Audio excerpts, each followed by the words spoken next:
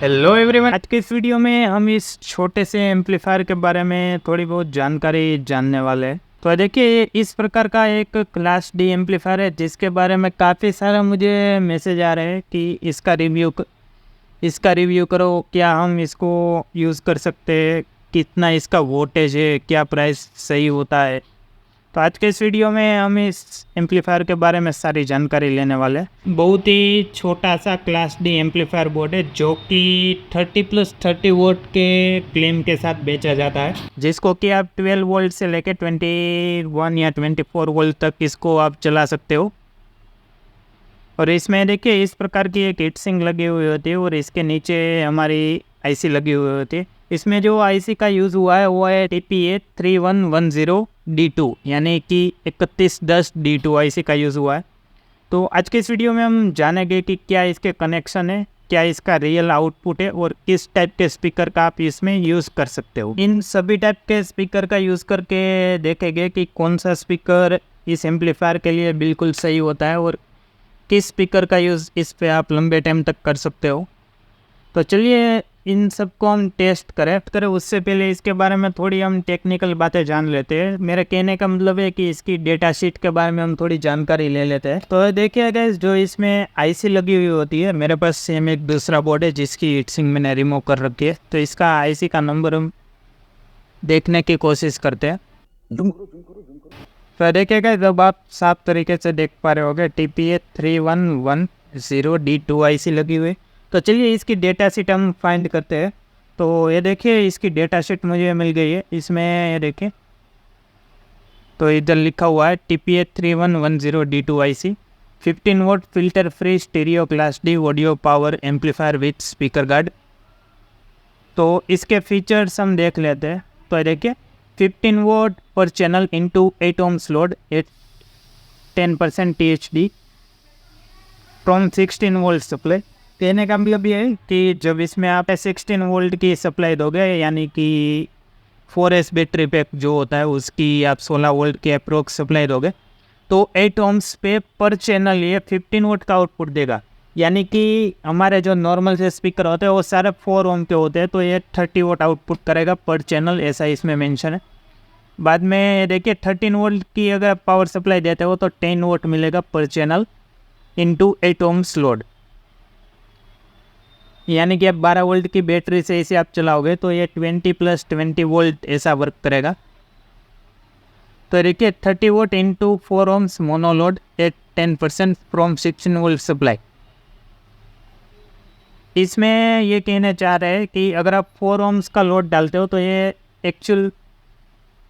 आपको 30 vote output निकाल के देगा और ये 90% इफिशिएंट है। तो इसमें आपको डिस्टोर्शन या हमिंग वमिंग का कुछ झंझट नहीं रहेगा। तो इसके ऑपरेशन वोल्ट है देखिए 8 to 26 वोल्ट है। और यही कुछ इसके बारे में जानकारी है। तो ये कुछ इसकी टेक्निकल बातें हो गई कि एक्चुअल में कितना वोट है।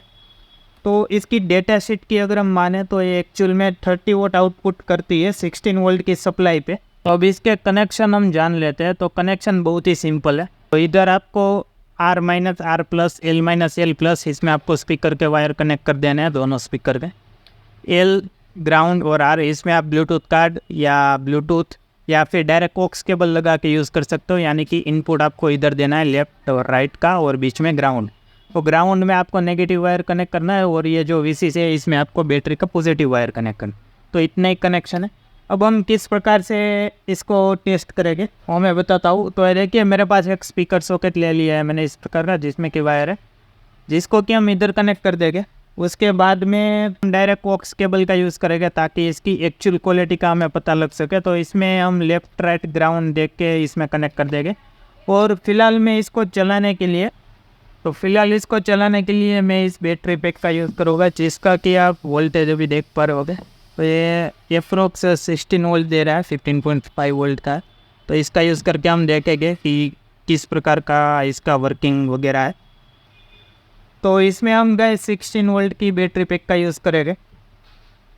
इसमें थोड़ी बहुत सोल्डरिंग करनी पड़ेगी, वो मैं कर लेता हूँ, और बाद में हम इसकी टेस्टिंग देखते हैं। इसकी टेस्टिंग हम छोटे से छोटे स्पीकर से लेके है इसकी औकात बार के स्पीकर के साथ हम इसकी टेस्टिंग करके देखने वाले हैं क्या ये काम करेगा नहीं करेगा। तो चलिए इसको मैं कनेक्ट कर लेता हूँ। तो ये देखिए कि इसके सारे कनेक्शन कंप्लीट हो गए। इसमें हमारा स्पीकर सॉकेट है, ये हमारे बैटरी के टर्मिनल है और ये हमारा ऑक्स केबल आ गया। तो चलिए इसके कनेक्शन करेंगे। और इस बोर्ड को इतना टेस्ट करने का भी एक बहुत सही रीज़न है, वो मैं आपको बाद में बताता हूँ। तो सबसे पहले हम इसमें हमारा पावर सप्लाई कनेक्ट कर देंगे। तो देखिए इसमें आपको वोल्टेज शो करता रहेगा, कितना वोल्ट ये ले रहा है, दे रहा है वगैरह। इसको मैं थोड़ा और पीछे कर लेता हूँ ताकि आपको और अच्छे से दिखा सकूँ। तो ये देखिए कितना, ये 15.5 वोल्ट अभी आउटपुट दे रहा है। तो सबसे पहले हम हमारे छोटे वाले स्पीकर कनेक्ट करके देखेंगे। तो इसके बारे में मैं आपको बता दूं, तो ये 3 ओम 8 वोट के हैं, यानी कि 4 ओम्स पे एक्सप्रोक्स ये 10 या 12 वोट के आउटपुट करते हैं। तो चलिए इसके पॉजिटिव नेगेटिव को हम मिला देंगे। तो हमारे दोनों स्पीकर कनेक्ट हो गए, जिसको कि मैं इधर रख देता हूँ। ये देखिए। तो गाइस साउंड टेस्टिंग शुरू करने से पहले मैं आपको बात बताता हूँ जिसको कि आपको थोड़ा समझ लेना है। तो इधर मैं इसको ऐसे ही सेटअप में रखूँगा। तो इधर आप एम्पियर देखते जाना बीच बीच में कि जब बेस पड़ रहा है तो कितने एम्पियर वगैरह कंज्यूम कर रहा है। पहले जो पहला एक पार्ट होगा जिसमें कि हम हमारा वॉल्यूम 50% रखेंगे और थोड़ी देर बाद हम वॉल्यूम इसका पूरा 100 कर देंगे। तब आपको इन दोनों का आउटपुट चेक करना है। इस प्रकार से मैं सभी डिफरेंट स्पीकर में आपको दिखाता रहूँगा। तो चलिए शुरू करते हैं। अप्रोक्स 50 पे आ गया है।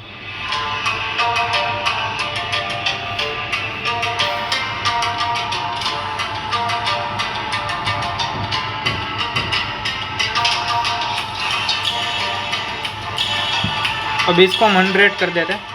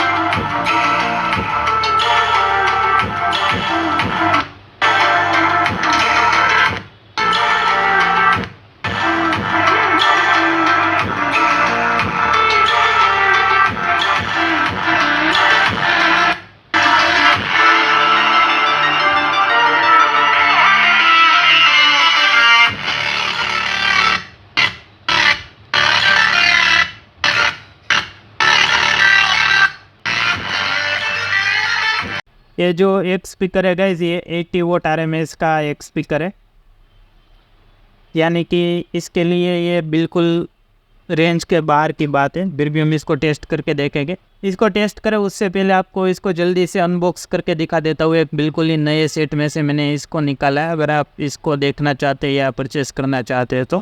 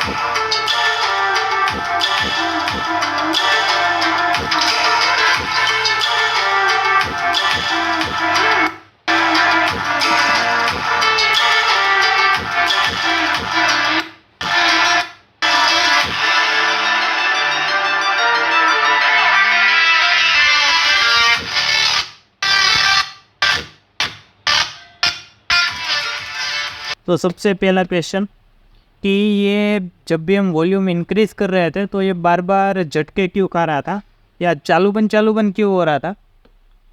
दूसरा सवाल कि क्या इसकी वजह क्या ये पावर सप्लाई था, क्या इसको पावर कम पड़ रहा था, वोल्टेज कम पड़ रहे थे, या फिर क्या रीज़न था उसका, तो उसके बारे में हम बात करते हैं।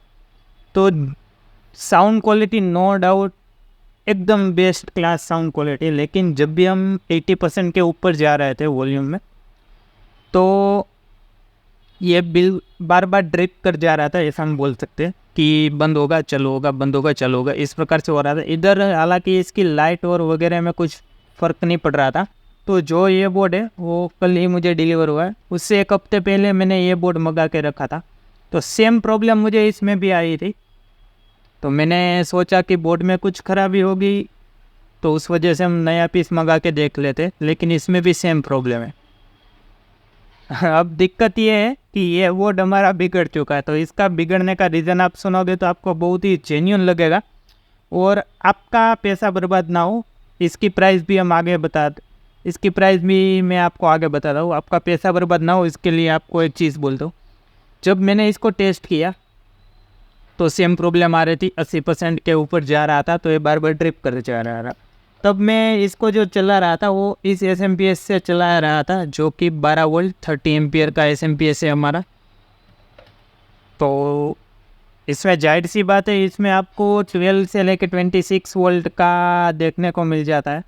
तो मुझे भी लगा कि शायद इसको वोल्टेज कम पड़ रहे होंगे, तो मैंने क्या किया गैस 21 वोल्ट वाला SMP लगा दिया, तो भी सेम प्रॉब्लम हो रहा था। तो मैंने सोचा और पावर कम पड़ रहा होगा, 26 वोल्ट है, तो मैंने 24 वोल्ट दिए, तो तुरंत ही ये बोर्ड चल गया। तो उस वजह से मेरे को ये दूसरा पीस मंगाना पड़ा।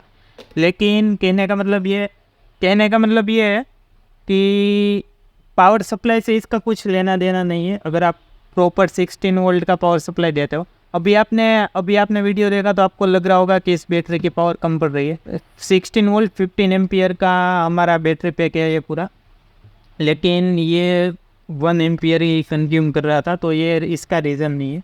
तो कहने का मतलब ये, आप कहीं से भी ये बोर्ड को परचेस करोगे तो आपको कोई लिमिट इसमें रखनी पड़ेगी, या तो फिर आपको इसको सिर्फ 80% पे ही बजाना है, तभी ये बजेगा। जैसे ही आप ऊपर करोगे ये बंद हो जाएगा बजना।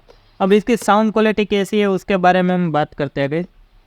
तो देखिए, इससे छोटे स्पीकर का यूज़ नहीं करना है आपको, यकीन मानिए। इसके साथ मुझे इतनी एक्सपेक्टेशन नहीं थी, लेकिन बहुत अच्छी तरीके से परफॉर्म किया इस एम्पलीफायर ने इसको चलाने के लिए। इसका RMS पावर 75 से 80 वोट का RMS पावर है, फिर भी बहुत शानदार तरीके से इसको बजा रहा था। और इसका बेस यकीन मानिए बहुत ही शानदार सा पंच है। इसका फ्रीक्वेंसी रिस्पॉन्स मैं आपको बताना भूल गया, लेकिन वो क्लियरली कहीं पे मेंशन नहीं है, लेकिन जो इसका अप्रोक्स फ्रीक्वेंसी रिस्पॉन्स है वो 55 हर्ट्ज से ऊपर का है, यानी कि आपको इसमें बहुत अच्छी तरीके से बेस देखने को मिल जाता है।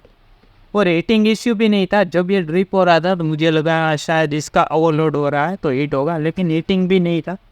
ये बोर्ड आपको अमेज़ोन वगैरह पे 350 से लेके अलग अलग प्लेटफॉर्म पे 500 रुपये तक के भी मैंने देखे हैं इस बोर्ड को, लेकिन जो इसकी एक्चुअल प्राइस है गाइस, तो वो इसकी एक्चुअल प्राइस 300 रुपये है। उससे ज़्यादा आपको इसमें 1 रुपया भी नहीं देना है, मैक्सिमम 300 रुपये इसकी लिमिट आ गई है। इसमें कंपोनेंट काफ़ी सही क्वालिटी के यूज़ किए गए हैं, तो आपको आउटपुट भी बहुत अच्छा मिलता है। तो अगर आप ये परचेस करना चाहते हो तो अपने पास भी कभी कभार ये अवेलेबल होता है, क्योंकि जितना स्टॉक इसका आता है लोग इसको ले लेते हैं। बहुत अच्छी क्वालिटी है। हालांकि किसका एक ही ड्रॉबैक है कि आप अगर इसको हाई इनपुट दोगे तो ये ड्रिप कर जाएगा। तो ये मेरे पास आपको 270 रुपीज़ का देखने को मिल जाएगा। अब कई लोग क्या करेंगे, एक पीस मेरे से मंगवाएंगे तो 270 उसका हो गया, 65 या 70 रुपीज़ पूरी चार्ज हो गया।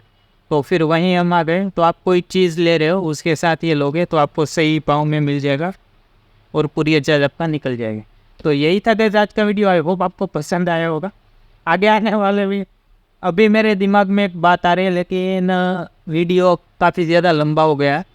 तो आगे आने वाले वीडियो में हम क्या करेंगे, इसको हम 8 इंच के सबवूफर के साथ टेस्ट करके देख लेंगे कि क्या कितना ये जल जाता है या तो फिर सब ऊपर बचता नहीं बचता क्या है?